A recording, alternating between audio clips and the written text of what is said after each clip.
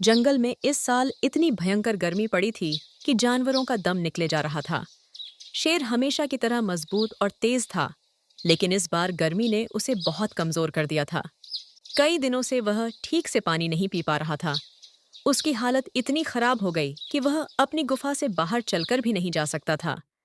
पूरे जंगल में यह खबर फैल गई कि शेर बहुत बीमार है। जंगल के जानवरों में चिंता फैल गई। सभी सोचने लगे कि अगर शेर ठीक नहीं हुआ तो जंगल का संतुलन बिगड़ जाएगा। सबसे पहले यह खबर लोमड़ी को मिली। लोमड़ी चालाक थी, लेकिन उसका दिल भी अच्छा था। उसने सोचा कि राजा की मदद करना उसका कर्तव्य है। लोमड़ी तुरंत शेर की गुफा की ओर चल पड़ी। गुफा के अंदर शेर बहुत कमजोर हालत में लेटा था। उसकी सांसें भारी थीं और उसकी आंखों में थकान साफ दिखाई दे रही थी। महाराज, आपकी यह हालत देखकर मन बहुत दुखी हो रहा है। कृपया बताइए, मैं आपकी क्या सहायता कर सकती हूँ। लोमड़ी, कई दिनों से पानी नहीं पी पाया हूँ। शरीर कमजोर हो गया है। चलना भी अब मुश्किल लग रहा है। महाराज, आप चिंता बिल्कुल मत कीजिए। मैं अभी किसी भी तरह आपके लिए ठंडे पानी की व्यवस्था करती हूँ। यह कहकर लोमड़ी गुफा से बाहर निकली और पानी की तलाश में जंगल की ओर बढ़ गई। थोड़ी दूर जाने पर उसे एक पुराना कुआं दिखाई दिया। उस कुएं में अभी भी थोड़ा पानी बचा था, लेकिन वहां हाथी पहरा दे रहा था। हाथी बहुत सख्त स्वभाव का था। वह किसी को भी आसानी से पानी नहीं लेने देता था, क्योंकि गर्मी के कारण पानी बहुत कम बचा था। हाथी भाई, हमारे राजा शेर बहुत बीमार हैं। उन्हें तुरंत पानी चाहिए। कृपया थोड़ा पानी लेने दीजिए। लोमड़ी, मैं बिना सोचे पानी नहीं दे सकता। सभी जानवर प्यासे हैं। अगर सबको दूंगा तो कुआं सूख जाएगा।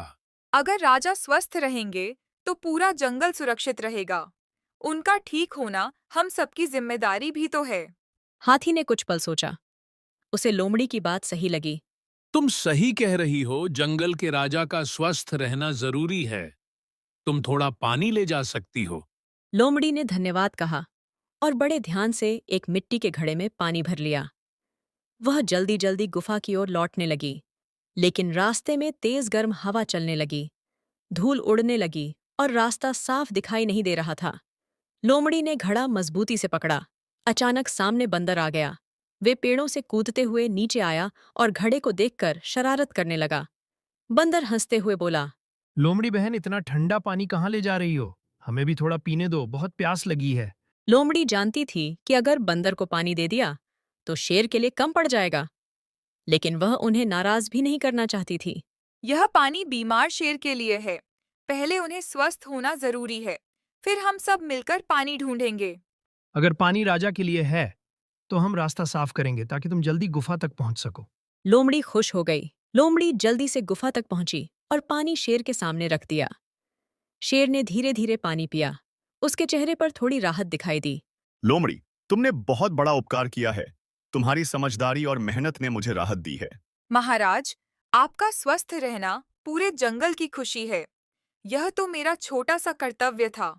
उसी समय बाहर से भेड़िया भी गुफा की ओर आ रहा था। उसे भी शेर की बीमारी की खबर मिल चुकी थी। भेड़िया स्वभाव से तेज और साहसी था। उसने सोचा कि वह भी राजा की मदद करेगा। गुफा में पहुंचकर उसने शेर को कमजोर हालत में देखा। महाराज, आपको इस हाल में देखकर मन बेचैन हो गया। बताइए, मैं आपके लिए क्या कर सकता हूँ। भेड़िया, पानी की बहुत जरूरत है।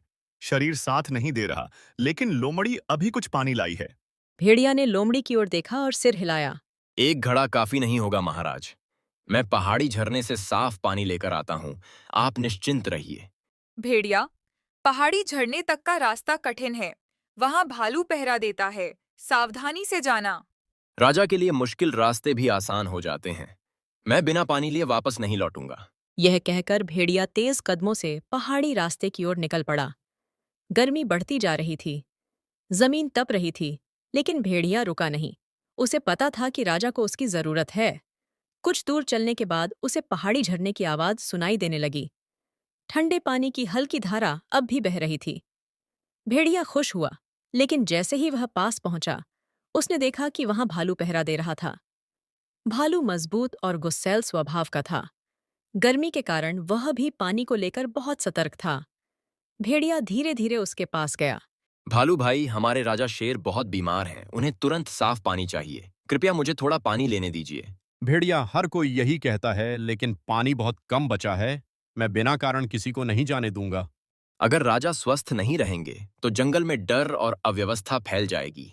उनका ठीक होना हम सबके लिए जरूरी है। भालू कुछ पल चुप रहा। उसे बात सही लगी, लेकिन उसने एक शर्त रखी। ठीक है, अगर तुम मेरे लिए रास्ते में गिरी लकड़ियां हटाने में मदद करोगे तो मैं पानी लेने दूंगा।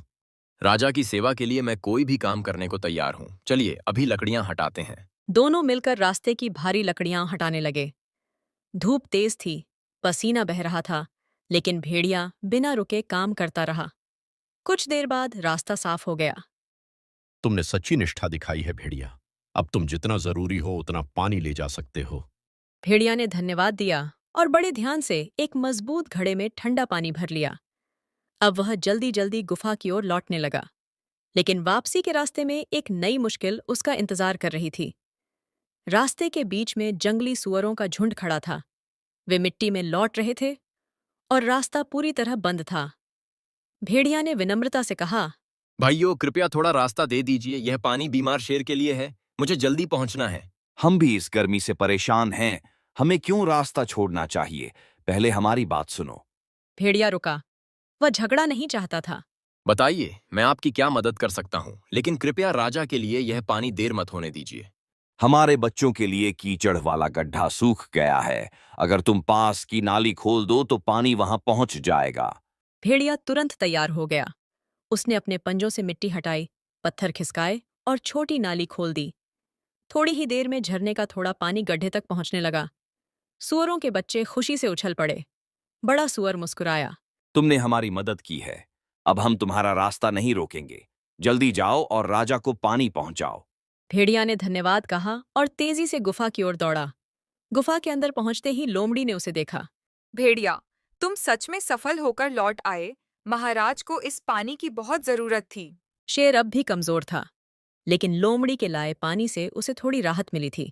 महाराज, यह पहाड़ी झरने का ठंडा और साफ पानी है। इसे पीजिए, आपको अवश्य आराम मिलेगा। शेर ने धीरे धीरे पानी पिया। उसके चेहरे पर पहले से अधिक शांति दिखाई देने लगी।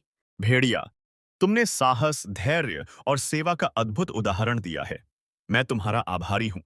महाराज, आपका स्वस्थ रहना ही हमारा सम्मान है। मैंने केवल अपना कर्तव्य निभाया है। उसी समय गुफा के बाहर से धीमी चाल की आवाज आई। वह गधा था। गधा सीधा सादा और मेहनती था। उसे भी शेर की बीमारी की खबर मिल चुकी थी। उसने सोचा कि वह भी किसी न किसी तरह मदद करेगा। गुफा के अंदर आकर उसने शेर को देखा और उसकी आंखों में चिंता भर गई। महाराज, आपको इस हालत में देखकर मन भारी हो गया। कृपया मुझे भी आपकी सेवा करने का अवसर दीजिए। शेर ने हल्की मुस्कान के साथ उसकी ओर देखा। गधा, लोमड़ी और भेड़िया पहले से ही मेरे लिए इतना पानी ले आए ही कि अब मैं बिल्कुल ठीक और तंदुरुस्त महसूस कर रहा हूँ। लेकिन तुम्हें मेरी फिक्र है, यह जानकर बहुत अच्छा लगा। इतना कहकर चारों गुफा के बाहर आए और जंगल की ओर निकल पड़े।